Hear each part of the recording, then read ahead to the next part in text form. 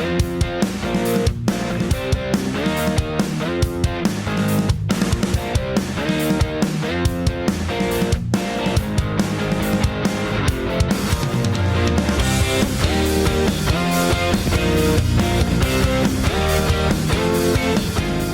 guys, welcome back to my channel. Thanks for watching and tuning in, I should say. On today's video, I'm going to be rehousing one of my most prettiest spiders. It's a New World tarantula. It's called the Nhanduchromatus, or the Brazilian red and white. It does grow relatively big. It's not the biggest in the Nhandu genus, but it is a very pretty spider. You'll see in the video. So if you are a beginner, it is a decent spider to keep as a beginner. Just a note that they can be a little bit bolty, but overall they do like to hide. They don't rear up like old worlds do. But they are very good spiders to keep. Very nice terrestrial spiders, very pretty. They've got the beautiful red setter on the abdomen, the white and red stripes on their legs. So they're an absolute beautiful spider.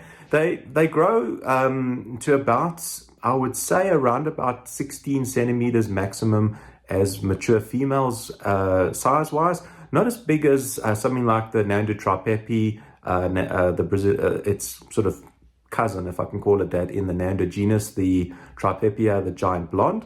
But nevertheless, an absolute beautiful spider. So enough of me talking. I will get on to the rehouse now. But before we go on to the rehouse, if you don't mind, would you mind subscribing to my channel? The bottom right hand corner down, there's a little icon there to subscribe. If you wouldn't mind liking the video, sharing it, I would really appreciate the support. So enough of me talking. Guys, go and watch the rest of the video and with the rehouse of the Nhanduchromatus, or the Brazilian red and white. Enjoy. Guys, I'm in the process now of rehousing my Nhanduchromatus, or the Brazilian red and white. So I just want to give a beginner's guide on how to rehouse a basic tarantula cage. So I'm just using peat moss, tarantula peat. I'm just going to put a whole lot in here. I'm using the enclosure is a 30 centimeters by 25 centimeters by 25 centimeters. It's got a flip load closing with a latch to stop the spider coming out. It's not a brand new enclosure. It's one that has been used before. It has been purposed before. Has been used. So what you need to do is kind of flatten it out. I will add some more in just now. I just like to flatten it out a bit. I'm going to add in a bit of bits and bobs inside the enclosure. Reason why I wear gloves is because I've got quite an allergy to the eradicating hair of tarantulas, so I don't take any chances, hence why I'm using the gloves, so apologies for that. But I do advise using gloves when you're working around tarantulas. Their eradicating hairs are pretty irritating and nasty. Yeah, and it doesn't go away. It doesn't get any better when you are when you have an irritation against them. It actually gets worse the more you're exposed to them. So I'm going to flatten it down near the lid a little bit. I'm going to add a little bit more. I'm just going to add in a little bit more drier coca peat as well into this. I'm just going to mix it up a bit, make a little bit of a mixture. We just go ahead and give that a little bit of a mix. So it's not too moist and it's not too dry, just to give it some texture. That's what you're looking for. With the Nhanduchromatus, it comes from Brazil, so it does rely on a bit of humidity. It doesn't like it humid or too moist like your Theraphosa species. So don't make it too moist and don't make it too dry. So you have to keep moisture levels. So if you come and have a look a bit closer here, the camera lady would come a bit closer. I can show you the hide.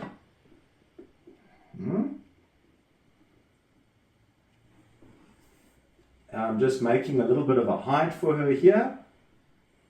I don't know if you can get that in the video. So I am going to add some more peat in now, but I'm just making a nice little hide for the tarantula in here. I don't know if you guys can see that. Maybe come get a little bit of a close-up of the hide that I'm creating. There we go. Just compact a little bit on the top there. I don't know if you can see inside there, but that's generally what I'm aiming for. I'm going to add in some more peat. There's not enough spider peat in here. I'm going to add some more deco, and I'm going to give it when I'm finished, I'll give it a bit of a natural look. I prefer my tarantula enclosures to have a little bit of the more naturalistic look. I don't like using things like skulls and things like that. I prefer as natural as possible. Yeah, I'm trying to keep them as happy as possible. With their needs in hand. So I'm just going to go ahead and compact that down a little bit. Going to add a little bit more drier substrate in. Some more drier cocoa fiber into the mix. There we go. And we can add in some more deco in here. I will add that in a minute. I've got another piece of cork bark, so I've used the cork bark hide, as you can see here. I've already started a kind of a hide starter burrow, if you want to call it that there. She will snugly fit inside there. She is a mature female, so I think she will enjoy this. I'm going to add this, a little bit of deco. I'm just trying to think where to put it, just to make it, to give the cage a little bit of, somewhere for her to sit on, or, a bit of height. Always remember with terrestrial spiders, put in as much as peat as possible. What I mean by that is terrestrial spiders do have the tendency to climb. So you do not want your spider to climb up the enclosure too high, say from the top, and after a molt it maybe falls down and it can harm itself. It can actually rupture its abdomen, and then you'll have a dead tarantula on your hands. So that's definitely not what you want. Sorry, I'm just busy decorating this, getting the substrate to the correct levels at the moment. But yeah, I have to ensure that we have enough peat moss for her. Spider peat, not peat moss, sorry about that. In there, let's just add in a little stone for decoration in there. That looks quite nice, I think. And then what I'm going to do, I'm not quite finished yet, I'm going to add in a little bit of sphagnum moss. Now the sphagnum moss holds in a bit of moisture, so I kind of sprinkle that around. You can mix it into your substrate before you put it in, but I kind of like to sprinkle it around and put a bit of texture in and around the cage. It just gives it a little bit of moisture. Also that little bit of a natural look as well. That should about do it in terms of that. And one of my other things is I use dry leaves. It gives it a little bit of a naturalistic jungle look, and you just put those around, sprinkle those around. I don't know if you can see nicely what's happening. You can actually see it's starting to look a little bit natural, I think. Add in some more leaves in here. There we go. Of course, these spiders, a lot of terrestrial spiders are like sometimes little bulldozers. So I'm making sure that the lip of the front is free, that the spider doesn't bulldoze the soil out. And so let's get that out there. Put a little bit more leaves in here. And yeah, I've got another piece of little bit of cork bark here. We can just spruce it up a little bit of a look there. One of my secrets to making it look a little bit better, I actually take a little bit of dry desert sand, and this you just sprinkle. This is a tip. I don't like telling people, but this is kind of a tip I picked up that gives you such a beautiful natural soil look. I don't know if you want to have a closer look in here, and you can kind of see the setup. Here we go. Obviously we've got to put a water bowl in, so I use these clear little water bowls. They're easy to clean, and yeah, we'll pop that in here. I tend to pop that near the entrances, so it's easier in terms of maintenance. So I won't put it here where she's going to dig the soil up, whereas it's just going to fill up. So I'll rather put it in this corner, where when she uses this as her kind of starter burrow or hide, that she doesn't dig up and throw everything in her water bowl. So once I rehouse the spider, I will fill that with water, with fresh water, and yeah, that should just about do the rehouse for this Nhanduchromatus, or the Brazilian red and black. I will rehouse her shortly, and we will see how that goes. But guys, yeah, that just gives a nice naturalistic look. It'll obviously change a bit when the spider decides to dig around and web around, so it'll actually change a bit in my opinion. But yeah, I don't want to overcrowd it too much. Just give her some space to walk around and then burrow. I'll show you the rehousing in a minute. And that's it. What do you guys think? Okay guys, I'm going to remove my Nhanduchromatus, the Brazilian red and white, out of its current enclosure that I got. I picked this up in a collection, so this enclosure is way too small, so I'm going to rehouse it in that one I've just set up. So yeah, with spiders, this species can be rather skittish. Unfortunately, this catch cup is not ideal. So when rehousing a spider, it's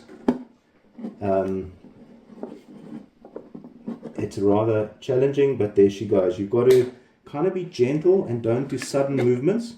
So they are a big hair kicker. I am wearing gloves. They've got a lot of urlicating hair. Okay guys, I'm going to rehouse the Nhanduchromatus now into her new enclosure. If you come and have a look closer, I will show you how relatively easy this can be. So in my catch cup, it's a completely open plastic tub. I've got a cap here, so you can see her there.